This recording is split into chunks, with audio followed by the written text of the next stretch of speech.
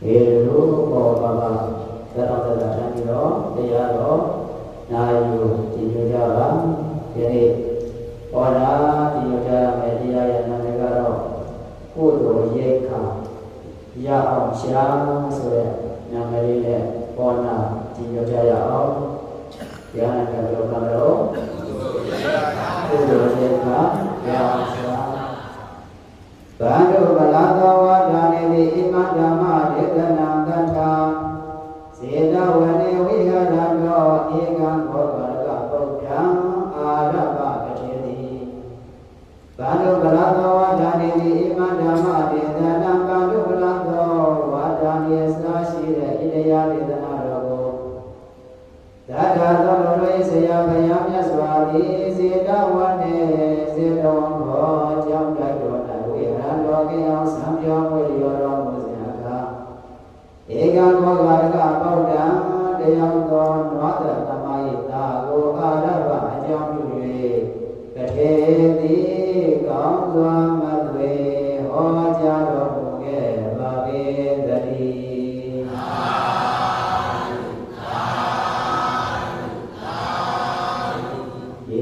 Dia nalarognya sabda sekolahnya ci. Kaya benda ama betul bocor tu bila orang mulai suruh tawati ji, bagi balik tawati ji sedang macam mana? Sedang macam yang sambil beri orang musyawarah, nuata tamaya ta, beri laro, nuata tamaya ta bocor tu bila orang mulai tawati, yo tawati ji kan. တရားတော်တရားတရားနွားတွေကိုတက်ဖြတ်စားတော့တယ်တဲ့နွားတွေကိုတက်ဖြတ်ပြီးတော့ရောင်းချပို့ရှာတဲ့အားတွေကိုကိုယ်တိုင်လည်းစားတော့ပြီးတော့လာလိုက်တာဒီအားကိုတော့လာလိုက်တာပြန်ပေါင်း55နှစ်ကြာပြီပြန်ပေါင်းလောက်ကြာတော့55နှစ်ဒါကနွားတွေတက်ဖြတ်ရောင်းချကိုယ်တိုင်လည်းစားတော့ကိုယ်တိုင်လည်းပဲတဲ့ဒီနွားသားအမဲသားမပါရင်မစားနိုင်ဘူးဘာမပါရင်မစားနိုင်ဘူးတော့အမဲသားမပါရင်မစားနိုင်ဘူးမစားတတ်ဘူးဒီအနေထားမျိုးအဲ့လိုမျိုးနဲ့နေလာလိုက်တာအပေါင်းလောက်ကြာတော့55နှစ်ကြာဒီနေ့တော့အဲ့နွားလေးတက်ပြပြီးတော့ဈေးထဲမှာရောင်းချကိုပြီးတော့မှကဲသူ့အတွက်လေးအမဲသားလေးတွေခြံထားပြီးတော့အိမ်မှာရှိတဲ့ဇနီးမယားကဲအရှင်မရေးပြီးတော့ဒါလေးချက်ပြုတ်ထားလိုက်ဆိုတော့သူကရေချိုးထွက်သွားသူကပဲသွားတော့ရေချိုးထွက်သွားအဲသွားတဲ့အချိန်မှာပဲခုနအမျိုးသားရဲ့တငယ်ချင်းပေါ်ရမတန်ရင်းချတဲ့တငယ်ချင်းကသူ့အိမ်မှာဧည့်သည်ရောက်လာတဲ့အဲ့မှာသူကကျင်းတရားချက်ပေါ်တော့ဒီနွားတဲ့တမအရင်ရောက်လာတဲ့အခါကသူ့ရဲ့ဇနီးများနဲ့တွေ့ငါတော့အမဲသားလေးလည်းတော့ပေးစားမှာမရှိဘူးပေါ်ပြီးဆက်နေကြရင်ရောင်းချတော့ပေါ်သွားပြီအကောင်ကြီးဆိုတော့သူ့တော့ကြောင်းပါဘောအကျမ်းတော့ကျန်တယ်သူကလည်းပဲအမဲသားနဲ့ကျင်းပြီးတော့သူကမစားနိုင်ဘူးဒါကြောင့်ဆက်နေကြရင်သူကပေးလို့တော့မဖြစ်ဘူးဆိုတော့ဒီလိုနဲ့ပြောရင်ဟိုလူနိုင်နေကြရင်ကဒီလိုသမီးတော့ပြောနေတယ်အပေါ်ပဲပြောနေတော့ရအောင်သူကလည်းပဲပေးရမှာမဟုတ်ဘူးဆိုပြီးတော့အနိုင်ထပ်ပြီးတော့ငါယူသွားတယ်ပြောလိုက်ကွာဆိုတော့လူနိုင်ဆိုတော့ပြောလို့ရတယ်ဘာမှမပြောဘဲနဲ့ပေးလိုက်ရတယ်ယူသွားတယ်ဒီလိုနဲ့အိမ်မှာရှိတဲ့အချင်းကျော်လေးတွေလည်းချက်ပြုတ်ပြီးတော့ထားဘာသာဓမ္မကရေချိုးပြီးတော့ပြန်လာခမဲဝိုင်းထိုင်တဲ့ကကြည့်လိုက်တဲ့အခါကျတော့ပြီးတော့နည်းနည်းပဲတွေ့ရတယ်မဲသားလည်းမပါပါလားမဲသားလည်းမပါလားမရောက်သွားမဲသားမရှိတော့ဘာလို့မရှိတာတော့ခုနငါပေးခဲ့တယ်ပေါ့ဘူးလားအရှင်သာပေးတာကမှန်ပါတယ်ဒါမှမဟုတ်ခုနရှင်းရဲ့တကယ်ချင်းလူနိုင်ကလာပြီးတော့သူ့အိမ်မှာဧည့်သည်ရောက်လို့ဆိုပြီးတော့အနိုင်ထပ်ပြုပြီးတော့ယူသွားတယ်ကဲဒါဆိုလိုက်တောင်းတော့ဘယ်သူယူသွားတာလိုက်တောင်းလို့ပဲဖြစ်မလို့ဆိုကဲဒီလိုဆိုတော့ရှိသေးတော့ဆိုတော့ဒါလည်းအိမ်တော်ဝေးသွားပြီးတော့အိမ်တော်ဝေးမှာရှိတယ်ကွာပါဇက်တဲ့လက်တဲ့ကလည်းရှာဆွတ်လို့ရှာရနေဒါနဲ့တိဖြတ်နွားကလည်းသွေးတန်နေရဲနဲ့အော်ဟစ်ပြီးတော့နောက်ကနေကျန်ခဲ့အဲ့မှာလည်းအမေဇနီးမယားကကဲရော့ဆိုတော့လည်းတရားကိုပြီးပြန်ပြီးတော့လောက်ပြီးတော့ကျင့်တရားလောက်သွေးစားမှာစားမယ်ဆိုတော့အဲ့မှာမျိုးသမီးရတယ်ယောက်ျားကြောက်ရတော့ဒါလည်းလောက်ပြီးရတယ်အဲ့လိုပြီး ကယ်ရကင်းပြီးတော့မှတခါတည်းအဲ့ဒီမှာသူ့အင်းပွက်တယ်ပြီးသမင်းစားမယ်ဆိုတော့သမင်းတော်လေးထဲလိုက်ဒီရှာနွားရဲ့ရှာအသားလေးရှာပေါ်ရောက်လာတယ်ဆိုရင်ပဲဒါသူ့ရဲ့ရှာကြီးဟာအရင်ကနေပြုတ်ကြလာတယ်ရှာကြီးကဖြစ်တော့အရင်ကနေပြုတ်ကြဝိသန်နေရဲနဲ့အော်ဟစ်ပြီးတော့နေရအာဟုတုကံကြောက်ဆရာမကောင်းလားကြောက်ဆရာကောင်းတယ်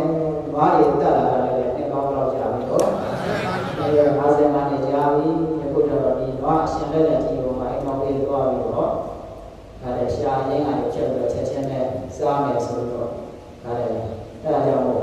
အသားစားလေးကျူးလာပြီဆိုရင်သူ့ရဲ့တန်တန်မှာလက်တာတရားဆိုတာမရှိတော့ဘူးသူများအသက်တွေအသားစားတွေကျူးလာရင်ကျူးလာတဲ့ပုံပေါ်မှာမေတ္တာလည်းရှိပါမလားရှိပါဘူးအဲဒီမှာဒီဒါကြောင့်လည်းအကုသိုလ်ရဲ့ဒိဋ္ဌာဓမ္မဝေရိယကံပေါ့အကုသိုလ်ရဲ့ပါတယ်တော့ဒိဋ္ဌာပါဓမ္မဒိဋ္ဌာလက်ပေရဲ့အကျိုးမဖြစ်ဘူးလားလက်ပေအကျိုးပဲကုသိုလ်မှာလည်းကုသိုလ်ကအာကြီးပြီးကုသိုလ်ကရဲ့အထောက်ပံ့နေပြည့်စုံပြီးဆိုရင်ဒိဋ္ဌာဓမ္မအကျိုးမခံစားရဘူးလားကုသိုလ်ကကြတော့ကောင်းကျိုးခံစားရကုသိုလ်ကကြတော့ဘာဖြစ်တော့ကောင်းကျိုးခံစားရအကုသိုလ်ကကြတော့မကောင်းတဲ့အကျိုးတရားဆိုးကျိုးကိုလက်တွေ့ခံစားရဘူးလားခံစားရတယ်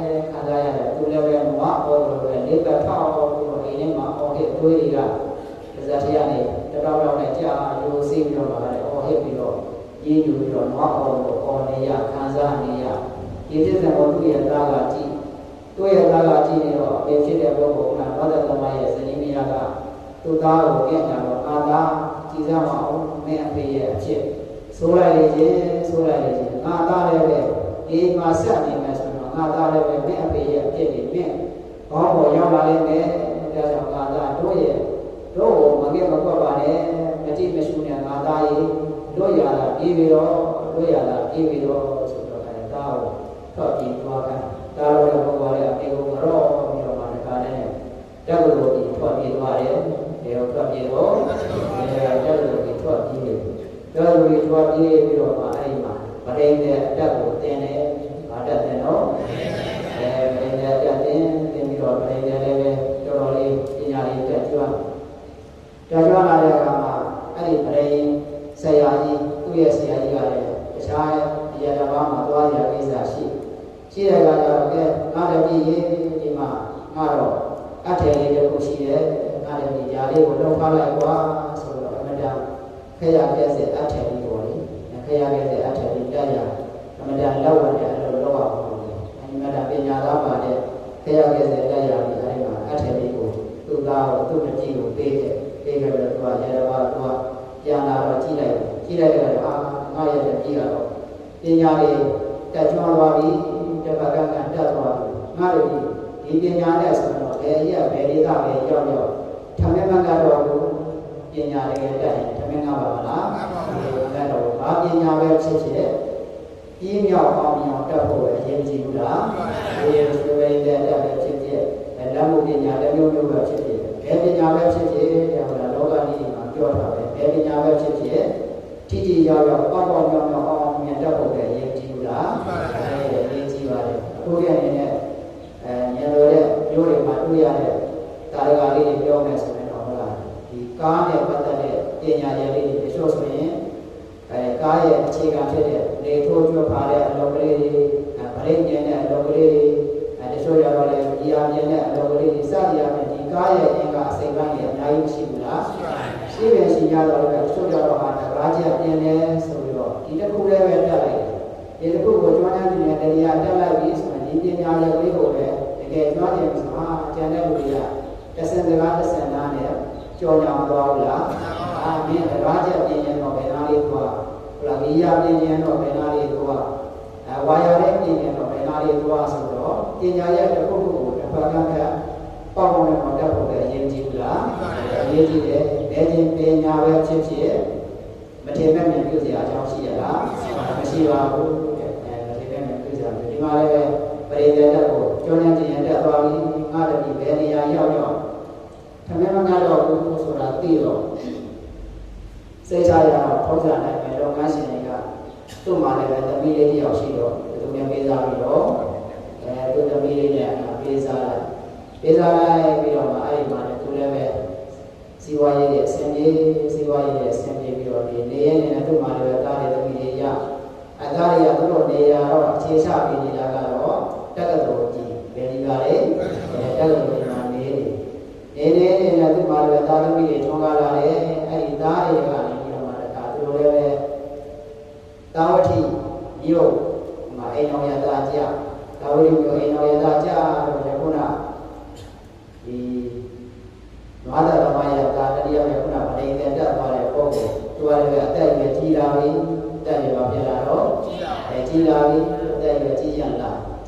တော့သားသမီးတွေကဘယ်ရောက်နေတော့တာဝတိပြည်ရောက်နေပြီတာဝတိပြည်ရောက်တော့အဲသားသမီးတွေကမိဘသူခုနရွှေပင်တဲ့ပုံတွေတတိယပြန်ခုနနွားတော်မရတာဟိုကလည်းနွားတော်မနဲ့ဆိုင်နွားတော်မရကြီးတွေနွားတော်မရကြီးတွေကပဲရောက်နေပြီတော့တာဝတိပြည်ရောက်တယ်နွားတော်မရသားကပဲပါတော့တက္ကသိုလ်ကြီးဟုတ်လားတက္ကသိုလ်ကြီးတက္ကသိုလ်မှာနေတော့ငါတို့ရဲ့အဖေကြီးအသက်အရွယ်လည်းကြီးရနေပြီအဲ့ဒါကုသိုလ်ကောင်းမှုလည်းပဲခံငယ်မှာဘာမှကြည်ရရလောက်ထားတာမရှိသေးဘူးလောက်ထားတာမရှိသေးဘူးဒါကြောင့်ငါတို့အဖေအတွက်ကုသိုလ်ကောင်းမှုလုပ်ပေးမယ်ကုသိုလ်ကောင်းမှုလုပ်ပေးဒီမှာလည်းပဲဒီသင်္ကန်းစာယူစရာလေးတွေပေါ့သာသမီတွေသင်္ကန်းစာယူရမယ်ဘာလဲသင်္ကန်းစာယူတော့သာသမီတွေသင်္ကန်းစာယူရမယ်ဒီမှာလည်းပဲမိဘတို့ရဲ့ပုဂ္ဂိုလ်လည်းပဲတကယ်တော့သူထွက်ပြေးလာတာသူ့အဖေဝါဒတမရဲ့အာဟုလိုရေးသူ့ထံရောက်မှဆိုတော့သူ့အမေလုပ်တဲ့ပုဂ္ဂိုလ်ကဖွင့်ပြေးခံလားတော်ဒီနိုင်တယ်ဆိုတော့တကယ်တော့အဲ့ဒီအာဟုလိုအလုံးကြီးရှောင်ကျင်နေတယ်ဆိုတော့ဒီမှာလည်းပဲစီးပွားရေးတွေအဆင်ပြေတယ်ဆိုတော့လည်းဘာသာရေးတွေမလုပ်ရမှာလုပ်ရမှာအဲ့မှာလုပ်ရမှာသူကအတိတ်ကြောင့်ခဏပေးသွားတဲ့သဘောရှိတယ်ပေးသွားတဲ့အတွက်တော့သာသမီရပြန်ပြီးတော့တတိယအောင်လုပ်ပေးရတဲ့သဘောမျိုးအဲ့မှာသူရသာသမီတွေကတော့ငါတို့ရဲ့အဖေတက်ရှိခြင်းရှားရှိစဉ်ခါမှာပဲကုသိုလ်ကောင်းမှုတွေလုပ်ပြအောင်ဆိုပြီးတော့အဲ့မှာသာသမီတွေကဆောင်ရွက်ပေးကြသာသမီတွေကမလုပ်ပြီးတော့ဆောင်ရွက်ပေးရဒါကမိဘအကောင်းဆုံးကျေးဇူးဆက်ပြီးတယ်မိဘကိုအားဆက်ပြီးတော့အကောင်းဆုံးကျေးဇူးဆက်ပြီးအကောင်းဆုံးဆဲကျေးဇူးဆက်ပြီးလောကမှာရှိကြတယ်ခုနပြောကြတယ်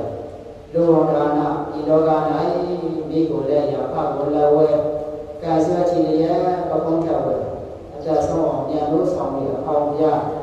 လုံရင်းကြတဲ့ဝေးပွားပိုက်သူရှင်းတင်မှုတွေကျေးဇူးလည်းပြန်မဆက်နိုင်ပဲဟောတာသာသမီတွေကမိဘကိုကျေးဇူးဆက်ခြင်းနဲ့မိဘရဲ့ကျေးဇူးတွေအနာဂတ်ကြီးမားတဲ့မိဘကိုကျေးဇူးဆက်ခြင်းနဲ့ဆိုပြီးတော့မှကိုယ်အသက်ရှည်တဲ့မြတ်ကလာတော့အသက်80ဆို80 80 90 90တရားဆိုရင်လူတတန်ရှည်တဲ့မြတ်ကာလကတော့အမေကိုရပါပကုံးမှာထားထားမယ်အဖေကိုရပါပကုံးမှာထားထားမယ်အမေတွေတတလို့ပကုံးမှာမစင်းနဲ့ဒီပုံမှာပဲရေမိုးချိုးဒီပုံမှာပဲအမွေနာသားလေးဆဲဒီပုံမှာပဲနေနေကျိုးလို့ဒီပုံမှာပဲအခင်းကြီးနဲ့ဆွမ်းစေပကုံးမှာတတလို့မစင်းစေပဲနဲ့ကျွေးမွေးပြုစုတော်လည်းပဲတကယ်တော့ကျွေးတော်ကျွေးတဲ့တေးတော်ပြေးတဲ့ຢာပဲရောက်တယ်တဲ့ထိရောက်တဲ့ကျေးဇူးဆန်ရင်ဟုတ်သေးဘူးတဲ့ထိရောက်တဲ့ကျေးဇူးဆန်ရင်ဟုတ်ရလားဟုတ်တယ်တဲ့တာသမီတွေကမိဘတွေကိုထိထိရောက်ရောက်ကျေးဇူးဆက်ခြင်းတစ်ပါးဆိုရင်အာတတ်တွေတရားသမဂရာတဲ့တရားတရားမရှိတဲ့အဖြစ်တွေတရားတရားရှိအောင်တာသမီတွေကမလုပ်ရတော့ဆောင်ရပြရမယ်ဟောပြောပြရမယ်တိုင်ပြောပြရမယ်အာတတ်တွေတရားသမဂရာဒုတ်တိတိလသမဂရာတဲ့အမေမေတွေကတိလတွေမစောင့်တည်ကြဘူးဆိုရင်သားသမီးတွေကတိလတွေစောင့်လို့မရအောင်မလုပ်ပြီးတော့တိုင်ပြောပေးမယ်ဘုရားပေးမယ်ဖြည့်ဆည်းပြီးတော့ပေးမယ်ဒုတ်တိလေအာတတ်တွေတရားသမဂရာဒုတ်တိလေတိလသမဂရာမေစရိစာကသမဂရာအမေတွေကမလူရမတန်းရပဲနဲ့နှမျောတွန့်လို့ပြီးတော့နေမယ်ဆိုရင်လည်းသားသမီးတွေကအမေတွေတရားတရားပေါက်လာအောင်မလုပ်ပြီးတော့ဆောင်ရွက်ပေးရမယ်ဆောင်ရွက်ပေးရမယ်လူဝတ္တရားတွေရှာဝယ်ပြီးတော့စီစဉ်ပြီးတော့ပေးရမယ်ဒုက္ခဉ္ဇေပညာသံဃာတဲ့ဓမ္မလေးချက်ကတော့ဒုက္ခဉ္ဇေပညာသံဃာဝိပဿနာပညာ ပြည့်စုံတဲ့မိဘတွေကိုတဲ့ဝိပဿနာပညာတွေပြည့်စုံကိုယ်ကိုယ်တိုင်ဟောပြောလို့ပဲဖြစ်ဖြစ်တရားတွေထိုင်စေတာတရားတွေနာစေတာတရားစကားတွေသာသမီတွေကပို့ပေးတာဒါတွေဟာဒီလေးမျိုးဟာထိရောက်တဲ့ကျေးဇူးဆက်တွေပဲဒီလေးမျိုးပါတယ်တော့ထိရောက်တဲ့ကျေးဇူးဆက်တွေတဲ့ဒီမှာလည်းပဲသောတသမရဲ့ညီတွေကသူတို့ရဲ့အဖေရွှေပရိသေဘုံမှာဟောငါတို့ရဲ့အဖေအသက်ကြီးပြီဟုတ်လားဘယ်မှာနေရတော့တို့အဖေကတက်လို့ဒီမှာနေနေတာတက်လို့ဒီမှာနေတဲ့အဖေကိုခါရရောက်ဟောပြီးတော့အဖေလားဒါတော့တမီးတို့ဆောက်ကပဲလုပ်နေတယ်ဆောက်ကပဲလုပ်နေတယ်အဲ့ဒီမှာစာလေးကဘာလို့ရလဲဆိုတော့ဇီဝဘဇီဝဘဆိုတော့တက်ရှိစွမ်းဘာစွမ်းလဲတော့တက်ရှိစွမ်းဒီဟာလေးကအမတန်ထိရောက်ပြီးတော့တာသွားတဲ့စကားချက်ကလေးတက်ရှိစွမ်းဘာစွမ်းလဲတော့တက်ရှိစွမ်းတဲ့တချို့ကြတော့အမေကိုတက်ရှိထင်ရှားရှင်းစင်ခါတော့ကတော့မယူဆရပေါ်မှာမသိဘူးအကြရပါတချို့ဆိုတော့ကျွန်တော်ရက်ွက်နေပါလေတွေ့ရတယ်ကအမေကတယောက်တည်းပဲနေတယ်အမေဆိုအမေကတယောက်တည်းပဲနေတယ်ဒီလိုဒီအိမ်နဲ့ဝိုင်းနဲ့ဒီတိုင်းနဲ့ပဲနေတယ်တယောက်တည်းပဲနေပြီးတော့တယောက်တည်းပဲလို့မသိတော့မသိနဲ့သေသွားရသေသွားပြီးမသိပြီးတော့နည်းနည်းလေးကြာလာကြမှာဘောမကြီးကပြောလာကြမှာတစ်စင်တိကကြမှာခါတဲ့သာသမီတွေကလာပြီးတော့ဒီလိုကိစ္စတွေဆောင်ရွက်ပြီးရက်လေတွေလာနေလုပ်ပြီးတော့ပြီးအဲ့ကြမှာပဲခါတဲ့ရက်လေတွေနှစ်လေတွေလုပ်ပြီးဆိုပါကြမှာအသေးအကြီးကျယ်ကြီးလုပ်တတ်ကြတယ်လုပ်တတ်ကြတာကတော့သူ့တရားတရားမှန်တဲ့လုပ်တာဖြစ်တယ်လို့ချို့ကြတော့လည်းပဲဒီအမေဖေဟာသူတို့ရဲ့အမေဖေပါဆိုတော့တတ်တယ်ထူတဲ့အနေနဲ့အဲ့လိုတတ်တယ်ထူမှသူပိုင်ဆိုင်တဲ့အမွေရမရမှာလားရမှာလားဒီရမှာအမွေယူလို့ကောင်းလားဘာလို့ကောင်းတော့အမွေယူလို့ကောင်းတေကကြမှာသာသမီတွေကတတ်တဲ့အရာနဲ့အဲ့လိုလုပ်တယ်တကယ်တော့အဲ့လိုလုပ်တဲ့ဆိုအမေဖေတွေတက်ရှိချင်းရှာစီစဉ်ခါလေးမှာဟုတ်လားထမင်းလေးကြတယ်ပဲဒီဘုံလေးတစ်ခုပဲဖြစ်အမေဖေကစွမ်းလေးပဲကတ်လို့ခုပဲဖြစ်သင်္ကန်းလေးပဲထူထောင်မှဖြစ်သာသမီတွေကတက်ရှိချင်းရှာလေးမှာဆောင်ရွက်ပေးတယ်ပဲဆိုရင်ဒီမှာတန်ဖိုးရှိဘူးလားတန်ဖိုးရှိတယ်အသက်ရှိတော့မှကျွေးလိုက်မယ်ဆိုရင်လည်းတန်ဖိုးရှိဘူးလားရှိတယ်အသက်ရှိတော့မှပဲအမေဖေကိုလူတောင်းဝင်လေးတွေဆောင်ရွက်ပေးမယ်ဆိုရင်လည်းအမေဖေဒီဧကမောချရမှာတော့ဘူးလားတေကရမှာဆိုတဲ့ခါကျတော့တေချာပါမလားတေမလုပ်တဲ့ကုသိုလ်ကတော့မတေချာတော့ဘူးတဲ့ဟုတ်လားတေမလုပ်တဲ့ကုသိုလ်တေချာရလားမတေချာရဘူးလားရမယ်ဂတိသွားရမယ်ဘဝတွေကဂတိ၅မျိုးရှိဂတိမှလည်းမျိုးရှိတော့ဒေဝဂတိတဲ့အမေဖေကသူ့ကုသိုလ်အရှိန်ကြောင့်နတ်ပြည်ရောက်သွားမယ်နတ်ပြည်ရောက်သွားမယ်ဆိုတော့ကျန်တဲ့သားသမီးတွေလုပ်တဲ့ကုသိုလ်မပြောနဲ့တော့သူနတ်ပြည်ရောက်သွားတယ်ဟုတ်လားဒေဝဂတိမနုဿဂတိတဲ့အမေဖေကလူဝန်စားဖြစ်သွားပြီလူဝန်စားဖြစ်သွားပြီဆိုတော့ဘဝချတော့ပြီသူကခုချိန်မှာကျန်တဲ့သားသမီးကဟိုလားရက်တယ်ဆိုနေလာတယ်ဆိုနေတက်ပြောဆိုနေဒါလုပ်တဲ့အချိန်မှာသူကတခြားအမေဖေရဲ့ဝမ်းကိုက်ထဲမှာပရိသတ်နေနေပြီပရိသတ်နေနေပြီလူဖြစ်နေပြီဆိုတဲ့အခါကျတော့ဒီကုသိုလ်ကောင်းကိုသိနိုင်ပါမလားဒါပြီးတော့ရနိုင်ပါမလားရနိုင်ပါဘူးကဒီရရကတိတဲ့အမေဖေကနေပြောမှာဒါလည်းမကောင်းတဲ့အာရုံတွေကြောင့်ဒီကားလေးနဲ့ငရဲရောက်သွားမယ်ငရဲကြသွားမယ်နိရယဆိုတဲ့ချမ်းသာမှုကလုံးဝကင်းစိတ်နေတဲ့ချမ်းသာမှုကင်းစိတ်ပြီးတော့ဆင်းရဲတွေအပြည့်ဖြစ်နေတဲ့ငရဲဘဝရောက်သွားပြီဆိုရင်လည်းဒီကုသိုလ်ကောင်းကိုသိနိုင်ပါမလားမသိနိုင်ဘူးမသိနိုင်ဘူးဒီဝါမေလာနိရယပေတဂတိတဲ့ဒေဝနုဿနိရယနောက်တော့တိရစ္ဆာန်ဂတိတဲ့တိရစ္ဆာန်ဘဝရောက်သွားမယ်တိရစ္ဆာန်ဘဝရောက်မယ်ဆိုရင်တိရစ္ဆာန်ရဲ့ဝမ်းပိုက်ထဲမှာတော့ဥထဲမှာတော့ပရိသတ်နေနေပြီဆိုရင်လည်းကျန်တဲ့သာသမီတွေဆွေမျိုးသားချင်းတွေလောက်တဲ့ကုသိုလ်သိနိုင်ပါဦးမလားမသိနိုင်မရပါဘူးလားမရပါဘူးဒါကကုသိုလ်သွားပြီတော့လေးခုပုံသွားပြီနောက်၅ခုကြောင့်၅ခုကတော့ပေတဂတိတဲ့ပေတဂတိဆိုတာလည်းပဲပေတဂတိကအုပ်စုအကြီးအနေနဲ့တော့အုပ်စု၃ခုလောက်ရှိတယ်အကျယ်ဆက်ပဲဆိုအုပ်စုတွေကအများကြီးအဲ့တော့အများကြီးထဲမှာပိဋ္ဌာတွေအမျိုးအစားနောင်တစွာရှိတဲ့ထဲမှာပရတ္တဝါဇီဝိတပိဋ္ဌာတဲ့ပရတ္တဝါဇီဝိတဆိုတာသူတော်ဘာရဲ့ကုသိုလ်နဲ့အသက်ရှင်ရတဲ့ဘဝ သူရဲ့ကုသိုလ်တော်ဘုရားရဲ့ကုသိုလ်နဲ့အသက်ရှင်ရတဲ့ဘဝတတိယဖြစ်ကုသိုလ်ပြောတဲ့ပိဋကအာမောတဲ့ပိဋကတော့ကုသိုလ်ပြောတဲ့ပိဋကဒါကြောင့်မထုတ်ဆိုရင်ဆောမသွားပြီဆိုရင်သာသမီတွေတတိယအောင်အတ္တပန်လေးပေးတာတချို့ကြတော့ကိုယ်အောင်ကြတာတချို့ကြတော့အိမ်မှာပေးတာစသည်အားဖြင့်ဒါလေးဆိုလိုက်လို့ရှိရင်သူကကျန်တဲ့သာသမီတွေကုသိုလ်ကောင်းကိုလုပ်ဖို့အတိပေးတတိပေးတဲ့အတွက်ကြောင့်မလို့သူကများများကြီးရဲ့ကျွတ်တန်းလို့တောင်းဝင်နေပေါ့အဲ့ဒီမှာလည်းဟိုပရဒေဝပါစီဝိတာပြိတ္တာမျိုးစားတွေများစွာရှိတဲ့အထက်မှာ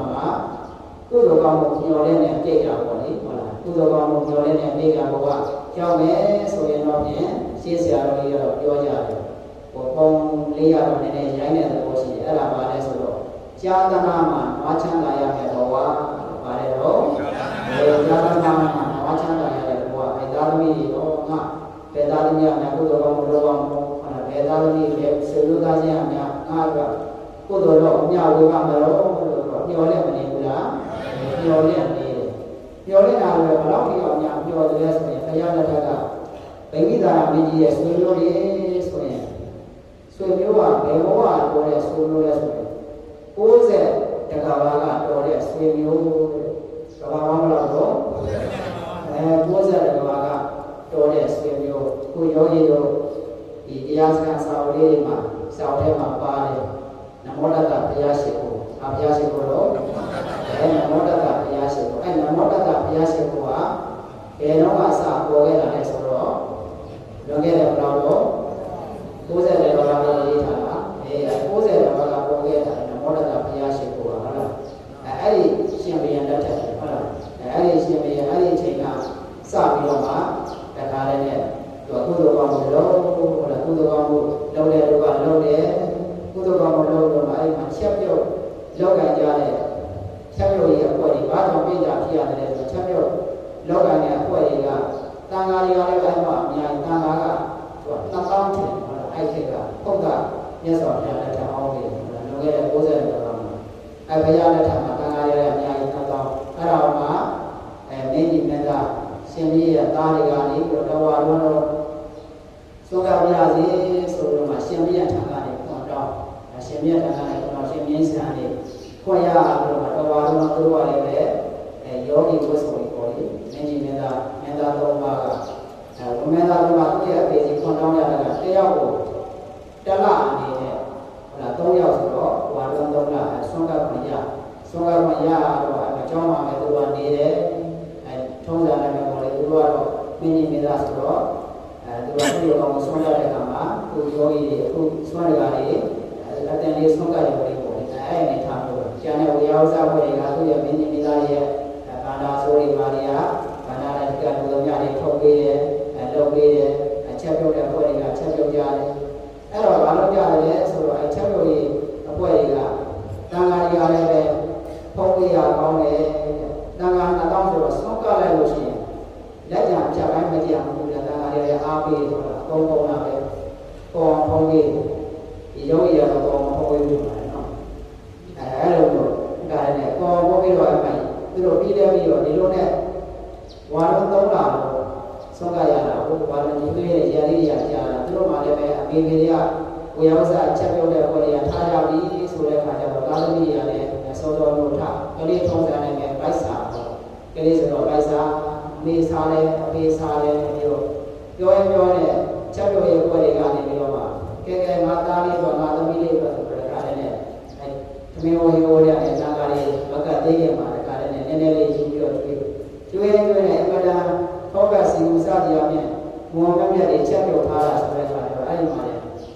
သူတို့ကလည်းပဲလူကြီးရတယ်ကြီးကြနောက်ကလေးဆိုလူကြီးရတယ်ကြီးကြတဲ့အားလုံးဝေယဝဇဘွယ်အကုန်လုံးအဲ့ဒါအကုသိုလ်တွေလွန်ကျူးမိရတာဖြစ်သွားတယ်ပေါ့လေတာကအဝူဖြာခရရဲ့အဝူဖြာအရင်စားမိရတာဖြစ်ပြီးတော့အဲ့ဒီကံကြောင့်သူတို့ကတခါတည်းပိဋကဘဝရောက်ကြတယ်ဘယ်ဘဝရောက်တော့ပိဋကဘဝရောက်တော့သုံးခုကမြတ်စွာဘုရားလက်ထက်ရောက်တော့လည်းပဲသူတို့ထူတောင်းလို့မဝင်သေးဘူးဘုရားနဲ့တော့သူတို့လို့ရတယ်နော်ဟုတ်လားဟိုလွန်ခဲ့တဲ့90တက္ကဘာကနေပြီးတော့ပိဋကဘဝရောက်တဲ့အခါမှာအဲ့ကြားထဲမှာသူတို့အစာနာပါအတင်းစကားမရဘူးဒါနဲ့မှအဆက်ပဲကိုယ်နဲ့မပြီးသေးဘူးလေကိုယ်နဲ့ရှင်မပြီးသေးဘူးကိုယ်နဲ့ရှင်ကဘယ်ကြမှာပြီးလို့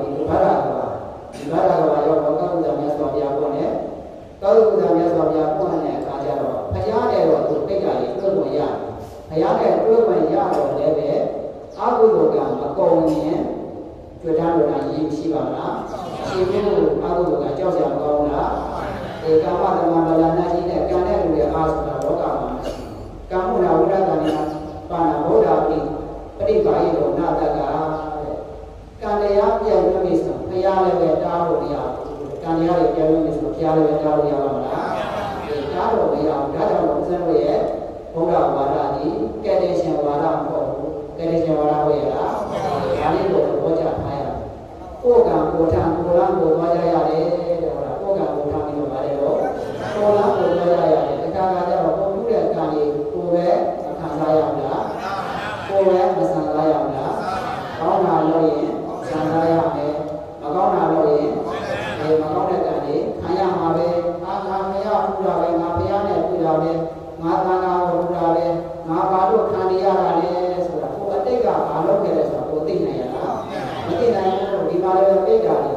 မြတ်စွာဘုရားနဲ့မတွေ့ရဘူးလားတွေ့ရတယ်ကပ္ပုဒ္ဒမြတ်စွာဘုရားနဲ့လည်းဘုရားတွေ့ဝင်ရတယ်မြတ်စွာဘုရားမြို့ဘယ်တော်များကျွတ်မလဲဘုရားဘယ်တော်များလွတ်မလဲဘုရားလွန်ခဲ့တဲ့90တော်ကနေအစားတော့မစားတော့ရဘူးအစားတော့စားတော့ရလားမစားတော့ရဘူးကပ္ပုဒ္ဒမြတ်စွာဘုရားနဲ့တွေ့တဲ့တို့ရဲ့လွန်လာငါဘုရားမမြင်သေးဘူးနောက်ဘောရကောက်တာကောနာကိုမြတ်စွာဘုရားကြောင့်ပါမေးဘယ်ဘုရားကြောင့်ပါမေးတော့ကောနာကိုမြတ်စွာဘုရားကြောင့်ပါမေးကောနာကိုမြတ်စွာဘုရားနဲ့လည်းတွေ့လို့ရတယ်စကားပြောမှရှောက်မရတယ်ကောနာကိုမြတ်စွာဘုရားနဲ့မေးချောင်းတယ်မြတ်စွာဘုရားပြုလို့ဘယ်တော်များကျွမ်းလို့လုံလောက်ဘုမတော်ငါတဲ့တို့ရဲ့ကျွမ်းလို့လာမမြင်သေးဘူးကောက်တာကောနာကိုကတ္တဝမြတ်စွာဘုရားမေးကောက်တာကောနာကိုကတ္တဝမြတ်စွာဘုရားကိုမေးဒါကတ္တဝမြတ်စွာဘုရားလက်ထက်ရောက်လာပြီဘုရားမဆုတဲ့သူကအကြာကြီးပဲနော်ခဏလေးတရက်နဲ့ပြီးသွားတာအဲ့လိုနဲ့ကတ္တဝမြတ်စွာဘုရားလက်ထက်ရောက်ကတ္တဝမြတ်စွာဘုရားလက်ထက်ရောက်ပြီဆိုတာကြောင့်ကတ္တဝမြတ်စွာနောက်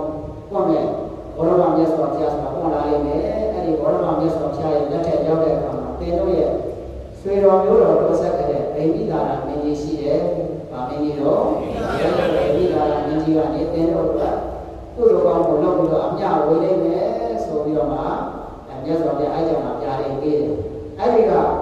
ကတ္တဝမြတ်စွာဘုရားနဲ့ကိုပွင့်သွားတဲ့ဘောရမမြတ်စွာဘုရားဘုရားနှစ်ဆူရဲ့ဈာကာလမှာဒီနေလာမနတ္တလာဆိုတော့မျော်လက်နဲ့အဲ့ဒါစောင့်စားပြီးတော့လာခဲ့တယ်။စောင့်စားပြီးတော့လာရင်နဲ့ပဲဘောရမမြတ်စွာဘုရားလက်ထက်ရောက်ဗိမိသာမြကြီးရလေးလည်းအဲ့ကုသိုလ်ကောင်းမှုတွေလုပ်ပြီးတော့မှသူကတော့လူတန်းနာမဲ့အမြောက်ဝင်လိုက်တယ်သူ့ရဲ့ဆွေမျိုးတော်တွေရှိတယ်ဆိုတာဗိမိသာမြကြီးကသိရလားမသိဘူးမသိလားမသိတော့ညကြတော့6တော့တန်းသွားတာပဲသူတို့ကနေလားညလားစောင့်စားရတယ်ပျော်တဲ့နဲ့စောင့်နေစောင့်များတော့လည်းပဲသူတို့ပျော်တဲ့တယ်လို့ဖြစ်မလာတဲ့အခါကျတော့ဗိမိသာမြကြီးကိုတတိပေးတာဗိမိသာမြကြီးမလုပ်တာတော့တတိပေးတယ်6ရတယ်နှမ်းရတယ်6တော့ဖြစ်တာတော့မြတ်စွာဘုရားလျှောက်တော့တခြားပေါ်ဘူးတဲ့ရဲ့ဆွေတော်မျိုးတွေလွန်ခဲ့တဲ့90ဘာကနေပြီးတော့အပယ်ငရဲကြနေတဲ့အပယ်ရောက်နေတဲ့ပိတ်တာဘုရားရောက်နေတဲ့ဆွေတော်မျိုးတော်တွေကမျော်လင့်နဲ့ဆောင်းကားခဲ့ရတယ်ဒါပဲပဲပေါ့အတင်မင်းကြီးကအမြမဝေတဲ့အတွက်ကြောင့်မလို့သူတို့ဟာသတိပေးခြင်းဖြစ်တယ်ဒါဆိုရင်ပြီးတော့အမြဝေလို့ရသေးတာဗျာရပါတယ်ဆိုတော့ဒါတော့ရဲ့ဘုရားကြည့်တဲ့ဒါကတော့များပြန်ပြီးတော့မှစွမ်းနေကပြီးတော့မှလည်းအမြဝေတဲ့ကနောက်ရဲ့အမြပိုင်းရောက်တဲ့အခါကျတော့ဒါသတိပေးတယ်သူတို့ကပေါ်ထင်ပြတယ်ကိုရီးယားဘယ်လိုပြလဲဆိုတော့ခန္ဓာကိုယ်ရတော့ရွှေရောင်နေဝန်းလက်တောက်ပါပြီးတော့လှပပြီးတော့နေတယ်ဒါပဲခန္ဓာကိုယ်မှာအဝတ်မပါဘူးကိုယ်ကဗလာချင်းပြီးတော့နေတယ်နောက်ဝတ္တစာတွေပါရလားမပါဘူးတဲ့အဲ့ဒါနဲ့မြတ်စွာဘုရားရှောက်တဲ့အခါကျတော့မြတ်စွာဘုရားဒကာတော်မင်းကြီးတဲ့ဒကာတော်မင်းကြီးကကိုယ့်ရဲ့မြတ်သုတ်တာတွေပြည့်စုံလို့ကိုရအတွက်ဆောင်းဘုရားစက္ကန့်လူကနာတဲ့နောက်ဝတ္တစာပြည့်စုံဖို့အတွက်သင်္ကန်းမလူသေးတဲ့အတွက်ကြောင့်ဘာမလူတဲ့အတွက်ကြောင့်တော့သင်္ကန်းမလူသေးတဲ့အတွက်ကြောင့်လို့သူတို့ဟာဘုမပါခြင်းနဲ့ဖြစ်နေတယ်ဒါဆိုရင်သူတို့ရာသီလာကြားရဲဆိုတော့ဒါတော့ရအများကြီးဒါတော့များပြင်ပြီးတော့ဆွမ်းလက်စက္ကန့်လူကနဲ့သင်္ကန်းနေတဲ့စက္ကန့်လူကအများကြီးပေးဝေးတော့တခါလေးနဲ့ပြည့်စုံလာပြီးကိုထင်ပြတော့တွေ့ရတဲ့အခါမှာစားရတော့စားနတ်တော်ဓာရီရဲ့ပြည့်စုံခန္ဓာကိုယ်ရဲ့ဆွေးကြောင်းလေးကိုလည်းတောင်းပါပြီးတော့ရောက်ဝတ္တစာလေးနဲ့ပြည့်စုံပြီးတော့သွားတယ်တဲ့ဒါကြောင့်မို့ဒီဇာလံကာရကလေးကိုထောက်ဆပြီးတော့မှဒီအထာဝရလေးမှာဖွင့်ကြတယ် ဘောရဝပြောင်းသွားကြတဲ့ပုဂ္ဂိုလ်ကဒီမှပြီးတော့ကုသိုလ်ကောင်းမှုလုပ်ပြီးဆိုရင်တဲ့စားဝယ်တော့ပြည့်စုံဖို့အတွက်စွမ်းဆက်ကဘုရားမှာစားတော့ဝယ်ပြည့်စုံဖို့ဘာဘုရားမလို့စွမ်းဆက်ကဘုရားမှာအဝိတ္တသာပြည့်စုံဖို့ဘာဘုရားမလို့ဘယ်နာဘုရားပေးပါဒါလည်းဒီမိသွားမှာလားပြောတာဒီပြီးတော့ပေးရမယ်တူရတဲ့ကောင်မှလည်းပဲတန်ခါကြီးမှပြီးတော့ဘုရားပေးပါဘာကြီးမှဘုရားရမလို့တန်ခါကြီးမှပြီးတော့ဘုရားပုဂ္ဂိုလ်တစ်ပါးလည်းပဲဖြစ်နေဘုရားရဲ့တတိသာတန်ခါပဲဆိုပြီးတော့တန်ခါကြီးမှဘုရားမယ်ဆိုရလို့ရှိရင်ကုသိုလ်ကောင်းမှုတစ်ပတ်ကလည်းပဲခုနကအဲ့ဒါတည်းကပါစီပြီးတော့နေကြပါလေကုသိုလ်ကောင်းမှုပျော်တဲ့အနေထားမှာဆိုရင်ချက်ချင်းပဲဌာနတော်ဥပကပ္ပတိတဲ့တခဏချင်းနဲ့ဆက်ရောက်ပြီးတော့ကုသိုလ်ကောင်းမှုတွေရောက်ရှိပြီးတော့သွားပါရဲ့မြတ်စွာဘုရားကဒီတော်ဘုရားသုတ္တမှာအမှန်ဟောကြားတာဒါမှထင်ရှားအောင်မြတ်စွာဘုရားကဥပမာလေးနဲ့ဟောတာအားနဲ့ဥပမာပြတယ်ပုံနမေဥဒကအောထာယထာနေနာဟောတယ်ဧဝမေဝဤတော်တဲ့နာပိဒါနာဥပကပ္ပတိပုံနမေဥဒကအောထာကောင်းမြတ်ရာအရာမှာရွာချလိုက်တဲ့မိုးရေတွေဟာတဲ့ယထာနေနာဟောတယ်တဲ့ဆံဝါရာအရာကိုရေတွေဟာနေရာနဲ့ဘယ်တော့ထိုးဆက်ပြီးတော့ရောက်ရှိသွားတယ်လို့ပြောတယ်။ကောင်းမြတ်ရာနဲ့ပြောတဲ့တန်ခါကောင်းရနဲ့ပြောရပါတယ်တော့တန်ခါတော်များကကောင်းရနဲ့ပြောတယ်။ဒါကကောင်းမြတ်ရာနဲ့ပြောတဲ့တန်ခါတော်များရဲ့ထံမိုးတဲ့စွမ်းဒါနမိုးသင်္ကန်းဒါနမိုးဆိုတဲ့ဒါနမိုးတွေရွာချလိုက်တဲ့အခါအဲ့ဒီကုသိုလ်ရေအနှံလေးပါရေနေတော့ကုသိုလ်ရေတွေကဆိုင်ဝါရနေရာရဲ့နဲ့ပြောတဲ့ခုနဘဝတော်ပြောင်းသွားကြတဲ့မိဘဆိုမိဘဆွေမျိုးသားရဲ့ဆွေမျိုးသားချင်းပြထားဖို့တခဏချင်းနဲ့မဖြစ်တော့ဆက်ရောက်ပြီးတော့ရရှိပြီးတော့သွားမှာဖြစ်ပါတယ်ဆိုပြီးတော့မှမြတ်စွာဘုရားကဟောကြားပြီးတော့ထားတယ်ဒါကတော့ဒီဒေသနာလေးနဲ့ဆက်ဆက်တော့ပြီးပါလေတက်ရှိခြင်းရှားရှိစဉ်အခါမှာပြုတဲ့ကုသိုလ်နဲ့တည်ဆုံးမှာပြုတဲ့ကုသိုလ်တွေကပို့ပြီးတော့သိကြတော့တက်ရှိခြင်းရှားရှိစဉ်မှာပြုတဲ့ကုသိုလ်ကဒါထိရောက်ပါလေသိကြပါလေဆိုဆိုမိဘတွေကဟောလာမမချမ်းဖြစ်နေပြီဟောလာတတိလေးတော့ရှိနေတယ်ဘုရားတို့ရတဲ့ရွာတဲ့ဆိုလဲရက်ပေါ်တဲ့ဆိုတာလိုက်ရတယ်ဘုရားတို့လည်းအဲ့လိုပြန်လာပြီးဆိုတော့ဘယ်လိုပဲဖြစ်ဖြစ်ကြောပြအမေတက်ရှိချင်ကြလေးရှိနေတယ်ဗျာအတိလေးတတိလေးရှိနေတဲ့အချိန်သင်္ကန်းလေးကတ်ချင်ပါလေဗျာဆိုလို့လာပြလိုက်သွားခါတဲ့တန်ခါကြီးမှဘုရားမှာဆိုတော့ခါတဲ့နဲ့အချင်းချုပ်လေးခါတဲ့ကပ်ပြီးတော့ပြရတယ်အဲ့လိုမျိုးတက်ရှိချင်ကြရှိတယ်ဟိုကလည်းအမေပြလည်းတတိလေးရနေတယ်ဆိုတော့ဒီမှာတာဝန်မရှိဘူးလားဒီကုသိုလ်အမေအေးကမောချမရဘူးလားရတာရတယ်တေမလို့ဒီဆိုတော့တေကြရလားမရဘူးနောက်လို့ရှိတယ်တော့တပတ်ဆုံးလာရောက်တော့တယ်အာခုနငါးဘောပေါ်တော်ဘောပေါ့ငါးဘောပေါ်တော်ဘောဟုတ်လားဒီကမလို့တမီးရပေတာတိဆံဟုတ်လားတတိယ၅မျိုးရှိတဲ့ထဲမှာပေတာကလေးမိတ္တာဖြစ်မှာအမေပြရမယ်မိတ္တာတော်မှာမျိုးစားတွေအများကြီးရှိတယ်မသေးကြဘူးဆိုပြီးတော့မလုံဘဲနေလို့တော့ဖြစ်ပါမလားမဖြစ်ဘူးမလုံဘဲနေလို့ဖြစ်မယ်မလုံဘဲနေမယ်ဆိုရင်ခုနပျော်တဲ့နဲ့စောင့်ရတာအပါတော့တော့ကြတော့90ကျော်ပါပြီပေါ့မှာကုသိုလ်ကောင်းမှုရဖို့အဆောင်ဆန်းခဲ့ရတာဆောင်ဆန်းခဲ့ရတယ်ဆိုတဲ့အခါကျတော့မလုံတော့ဘူးဆိုတော့လုံတယ်နဲ့ဒါနဲ့ပတ်သက်ပြီးတော့လည်းပုံလားရပါမြတ်စွာဘုရားပေးတယ်မြတ်စွာဘုရားတဲ့ဒီလိုမသေးကြမသေးကြငါးဘုံပေါ်မှာတော့ပေါ့ငါးဘုံပေါ်တော့အဲ့ဒီဘုံတော့မှကပ်ပြီးတော့သုံးဘုံတော့ထပ်ခွဲရမှာသုံးဘုံသုံးလို့တဲ့ချိုးအဲ့လိုမသေးကြတဲ့အလုံးကြီးလုံးတဲ့အခါမှာတခြားလူကမရတော့ဘူးတဲ့သေဆုံးသွားတဲ့ပုဂ္ဂိုလ်မရဘူးဆိုရင်ဒီကုသိုလ်တွေကအချင်းချင်းဖြစ်သွားပြီလားဘုရားဆိုတော့မြတ်စွာဘုရားဖြေကြတယ်အချင်းချင်းမဖြစ်ဘူးတဲ့ဒီဆုံးနေတဲ့ကားတွေကတ်တူတာကြံတဲ့သာသမီတွေစုလို့ရတဲ့နေရာမကတ်ဘူးလား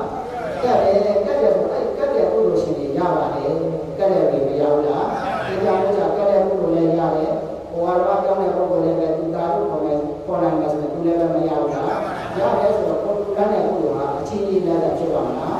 အချင်းချင်းလည်းဖြစ်ပါဘူးကဲဒီမှာရှိစီတော့အဲ့တော့သူ့ရဲ့အဖေတက်ရှိထင်ကြရှိတဲ့အခါမှာသာသမီတွေကဒီမှာရှိရတော့မေ့သွားတယ်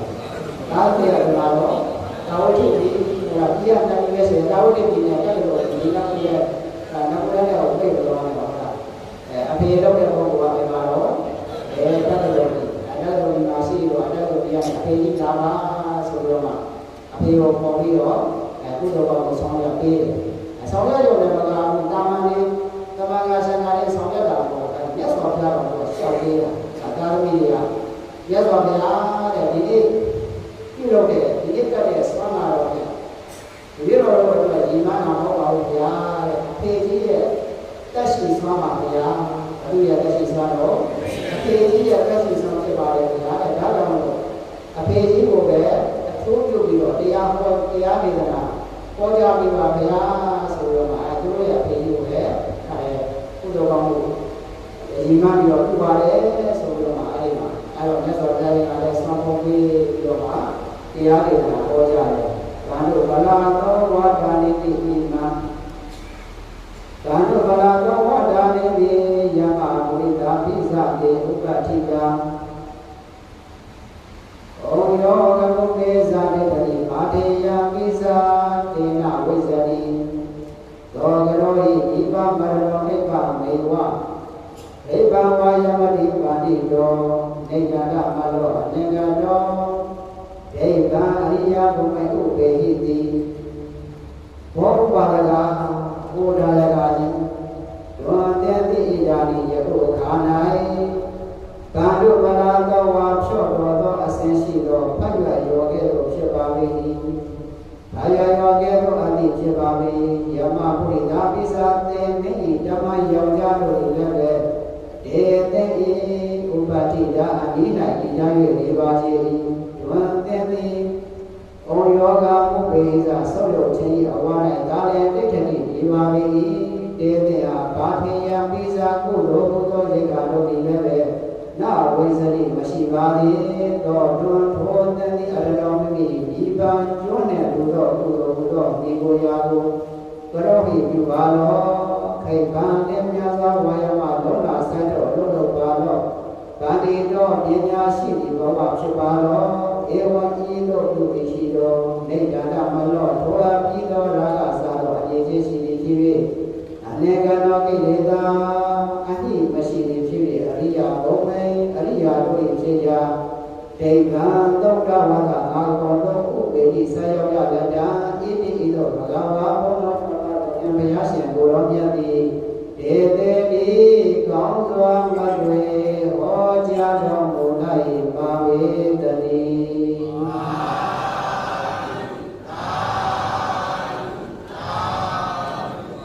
ကဲဒါလေးကိုလင်္ကာလေးဆင်ထားတယ်ကဲလင်္ကာလေးလက်ဆိုကြည့်အောင်ယောယပမသင်္ခန္ဓာနာဇောဖြစ်နေပြီယောယပမသင်္ခန္ဓာနာဇောဖြစ်နေပြီဒေမေတ္တမစင်ခေါ်ယံတန်ထမ်းရောက်နေပြီဒေမေတ္တမစင်ခေါ်ယံတန်ထမ်းရောက်နေပြီဘုဒ္ဓရိက္ခာယဥစ္စာတက်မှာမရှိပြီဘုဒ္ဓရိက္ခာယဥစ္စာတက်မှာမရှိဘုဒ္ဓကျွမ်းသာ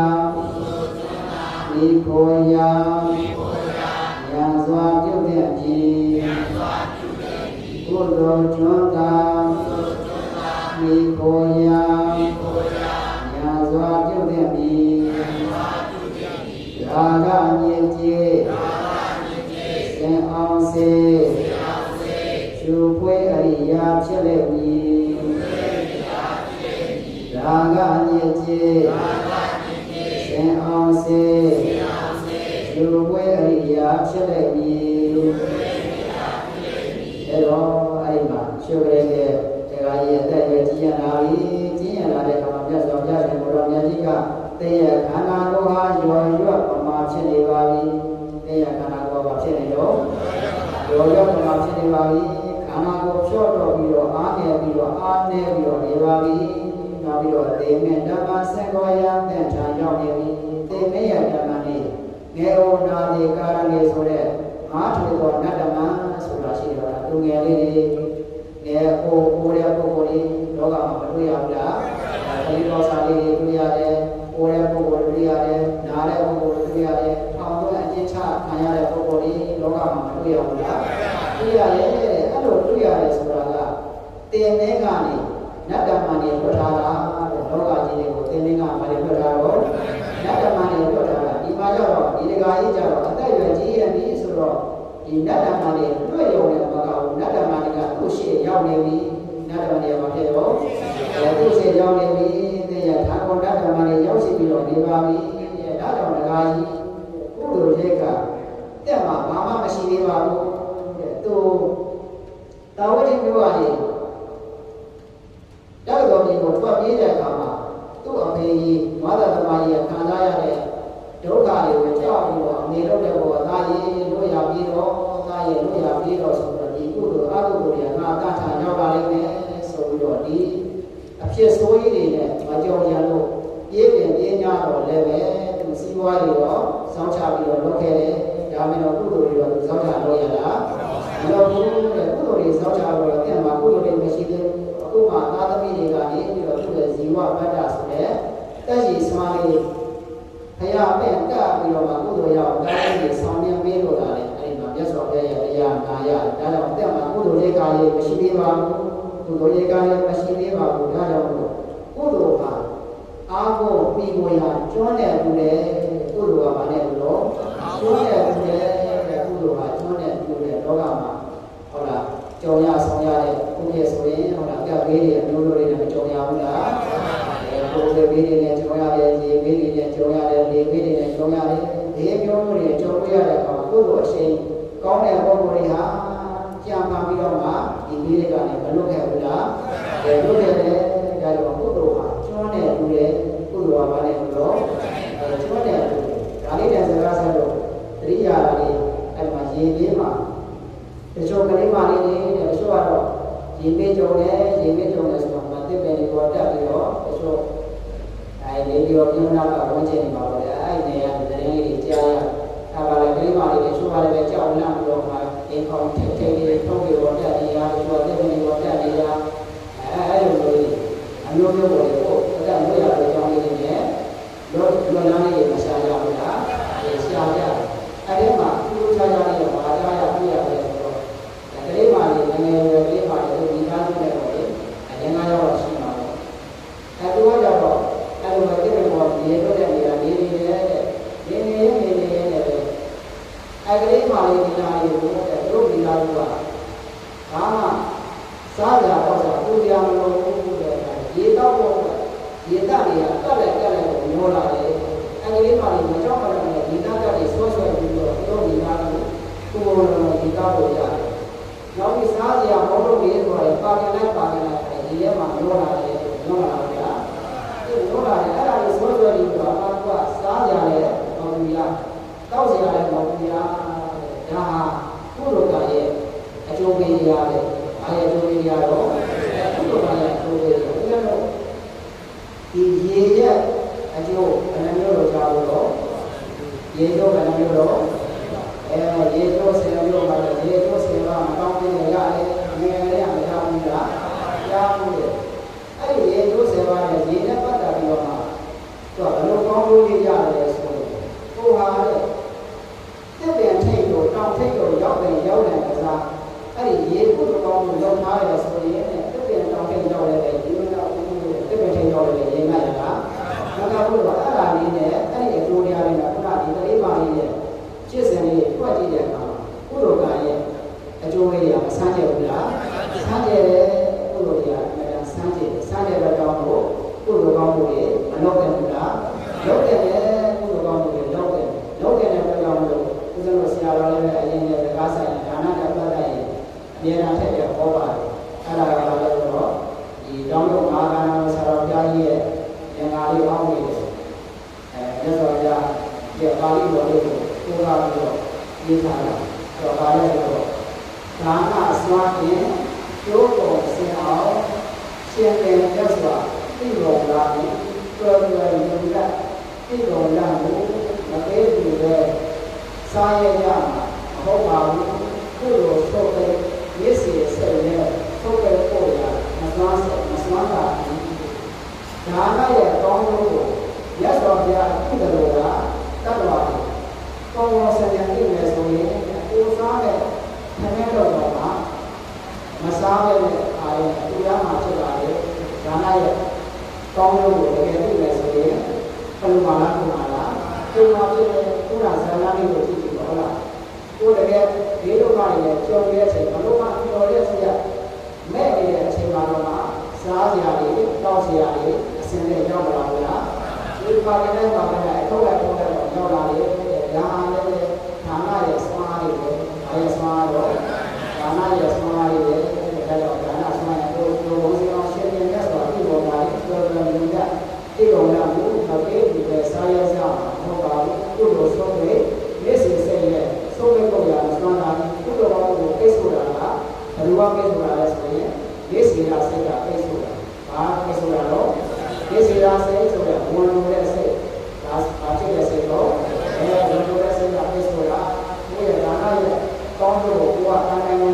မှာကြည့်ပြီးဆိုရင်အဲ့ဒီမျက်စိကစိတ်ရဲ့ကိစ္စတွေအကြောင်းရှိကြတာဒီလိုဆိုတာကြောင့်ရှိပါဘူးဒီမှာပြန်ဆက်ကြလို့အဲ့ဒီမှာကိုယ်လိုနေတာလည်းပြန်လာမရှိပါဘူးတဲ့ကိုယ်လိုကောင်းပြီးဆိုရင်ကျွမ်းကိုရှာနေတာကိုယ်လိုကောင်းပြီးတော့ဘာလို့ရှာနေတော့ကျွမ်းကိုရှာနေတာကိုယ်လိုကောင်းပါကျွမ်းတဲ့သူလည်းကိုယ်လိုကောင်းတော့လည်းပြီးတော့ကျွမ်းတဲ့သူလည်းပြန်လည်းပို့လာတဲ့မှာပေါ်နေတဲ့ကျွမ်းနေတဲ့ပုဆိုရင်ရရှိပြီဆိုရင်အဲ့ဒါပါလေပြန်လည်းလောနေတယ်ဆိုတော့ထောက်နေအောင်များလားထောက်နေရတယ်တာနာဝဲကပြန်လည်းရတဲ့တတ်တော်လေးကထောက်ပြီးတော့ကျွမ်းနေတဲ့လာတယ်ဒီပါလေတဲ့ဒါကြောင့်ဒီလိုကျွမ်းလို့ဒီလိုပါတဲ့နောက်တော့ဒါကစတဲ့အငြိအကျေးတွေကိုတို့ရလိုက်ပါတဲ့ဒါကစတဲ့အငြိအကျေးတွေတို့ရပြီးတော့အဲတရားရဲ့ဒေသနာတက်ရတော့တောတာဝါဒကိုအနာဂတ်ဖြစ်ဖို့မြတ်စွာဘုရားအဲဒီဟာဟောလိုက်အနာဂတ်ဖြစ်ဖို့မြတ်စွာဘုရားဟောရဟောကြားတော်လည်းအဲဒီမှာအနာကျွေးတဲ့တရားဖြင့်ဘောဂါဝတ္တကိုဝါဒသမာယကဒေသနာဝတ္တမြေဥပါဒမောကနာတိဖနာသောတာပတိပတိပတိတတိဒေသနာဝတ္တမြေမြတ်စွာဘုရားရှင်ဟောကြားတော်မူသောဂါထာတော်ဒေသနာတော်ဆို၌ဥပါဒတော်အဲ့ဒီစေဝရေက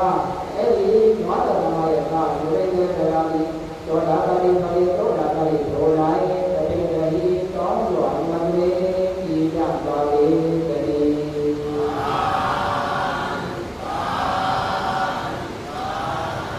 ဆိုရင်ဝါဒကမယတာဖြစ်တော့သောတာဖြစ်သွားတယ်မြတ်စွာဘုရားကတော့အနာဂတ်ဖြစ်အောင်ဟောလိုက်မြတ်စွာဘုရားကတော့ဖြစ်တော့အနာဂတ်ဖြစ်အောင်ဟောလိုက်ကသူကတော့ဘာလို့ဖြစ်တော့သောတာပန်ဖြစ်နောက်ဒုတိယနေ့လည်းပဲတခါသာသမီကအဲ့ဒါအားမရသူရဲ့အဖေကြီးဟလာတာဝတိကိုရောင်းတော့လိုက်ငါတို့ရဲ့အဖေကြီးတော့မြတ်စွာဘုရားထက်ကြောင်မြတ်စွာဘုရားနောက်ရလည်းဆက်ပြီးတော့သောလူကကြောက်ပါဗျာအဖေကြီးရဲ့ဇီဝပါဒတက်ရှိသွားပါဗျာဆိုတော့နောက်ရလည်းပဲဆွမ်းနေဆက်ကထူတာဒီလိုပဲမြတ်စွာဘုရားတရားဟောတယ်ပဲလျှောက်တာအဖေကြီးတရားဟောပြီးပါဆိုတော့မြတ်စွာဘုရားပြောတယ်တရားဟောအဲ့ဒီတရားဒေသနာကြတော့မြတ်စွာဘုရားကယဟန္တာဖြစ်အောင်ဟောပြီးအဖေဟောပြီးတော့ဒီယဟန္တာဖြစ်အောင်ဟောတော့လည်းပဲယဟန္တာဆင်းမမြောက်ဘူးအနာဂတ်ဆင်းရောက်သွားတယ်ဆင်းရောက်သွားတော့အနာဂတ်ဆင်းရောက်သွားတယ်ဒါဟောထားရရင်မှာဘယ်လိုဖွင့်ထားလဲဆိုတော့ဒီဖခင်ရှင်ရင်ကြီးကနေပြီးတော့သူ့ရဲ့ယုံပိုက်သားလေးယုံပိုက်သားလေးပေါ်မှာသမင်းခွန်ကျွေးတဲ့ဝဲတော်အုပ်ကြီးပေါ်မှာရှင်ပြန်စားတဲ့ဝဲတော်အုပ်ကြီးပေါ်မှာဘုံလုံးမြတ်ခဲတော်ဘောဇင်လေးသားလေးပါဇာတဲ့ခွန်ကျွေးလိုက်သမင်းတော်ရှင်ရင်ကြီးကတော့ဝဲတော်အုပ်ကြီးအပြည့်အစုံနဲ့သားလေးရဲ့ပါဇာတဲ့ခွန်ကျွေးတာပဲကျွေးပြန်ကျွေးကြတော့လေကလေးဆိုတော့သူ့ပါဇာနဲ့တန်တော့သူ့ဝမ်းနဲ့တန်တော့ပဲသူမစားနိုင်ဘူးလား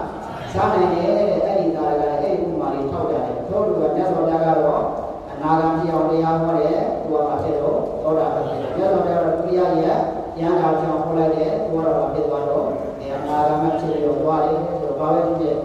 ကဲငါကဘာလဲတော့ကုသိုလ်ရိတ်ခါရအောင်ရှာဆိုတဲ့လည်းနောက်ဆုံးချိန်မှာသာသမီတွေရဲ့ပံ့ပိုးမှုနဲ့သာသမီတွေရဲ့ပါရမီဖြည့်ဆည်းမှုနဲ့ဖခင်ရွှေဝရိတဲ့ရွှေဝရိတဲ့တရားဖြင့်ဝါဒသမယတာတက္ကရာကြီးဟာတဲ့ရကြီးရတော်လည်းတဲ့ရကြီးရမှာတရားနာရမယ်လို့သူ့ဘဝအနှစ်သာရကြီးအောင်တော်မလားရိတ်ခါရအောင်ရှာဆိုတော့ကြီးကြီးငယ်ငယ်ရောရောနဲ့ပြီးတော့ကုသိုလ်ရိတ်ခါတွေဟာရအောင်ရှာမှာရှာမှာဒီရှာရပါလေကိုစရိတ်ချိန်မြောက်ခொနည်းတရားကံဝယ်ကြီး ကျင်းပါလာတာတရားစကားတွေကျင်းပါလာတာဘယ်ချိန်ရောက်နေပြီတော့ဆယ်လေးချိန်ရောက်နေပြီဆယ်လေးချိန်ရောက်တိုင်တိုင်းပြီးတော့ကုသိုလ်ရိတ်ခါလေးရဘာလို့နေတာတော့ရှားပွေနေကြခြင်းဖြစ်ပါတယ်ကုသိုလ်ရိတ်ခါရှားပွေလို့သာသိရမြတ်တဲ့နိဗ္ဗာန်တဲ့တရားတရားများကိုလွယ်ကူသောခြင်းပြန်ပြန်သောအသိဉာဏ်တို့ဖြင့်ဧကံလက်ရောက်မျက်မှောက်ပြုနိုင်ရသည်ကိုဖြစ်ရဘာလို့ခေါ်သောရေလို့သုတောင်းပဋ္ဌနာ